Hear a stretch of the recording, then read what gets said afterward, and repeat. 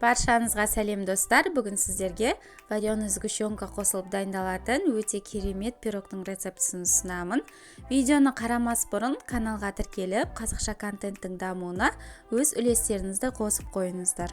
Алдымен жұмыртқаға қантты салып араластырамыз.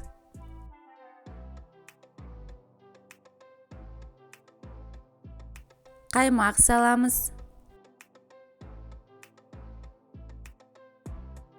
Бөлме температурасында еріп тұрған сары майды құямыз.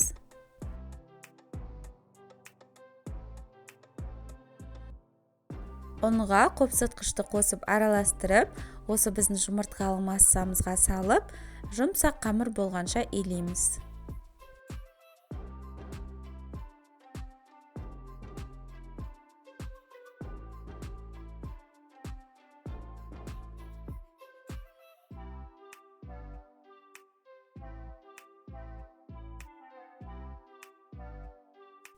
Қамырымызды екіге бөліп аламыз. Бізде бір бөлігі үлкендеу, біреуі кішілеу болу қажет.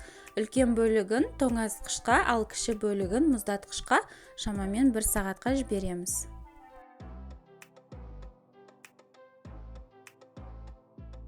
Формаға пергамент қағазын төсеп, қамырымызды видеодағыдай жан-жағын кішкене көтеріп, жайғастырып шығамыз. Ортасына вареный сгущенканы құямыз.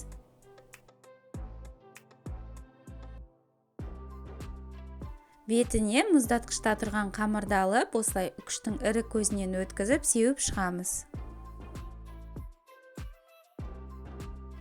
Шамамен 170 градуста 40-45 минут пісіреміз. Міне біздің пирогымыз дайын, өте дәмді, жұп-жұмсақ болып пісіп шықты. Міндетті түрде дайындап көріңіздер. Сіздерге видео ұнаса, каналға тіркеліп, лайк басуды ұмытпаңыздар. Сіздермен бірге болған балзия ас болсын.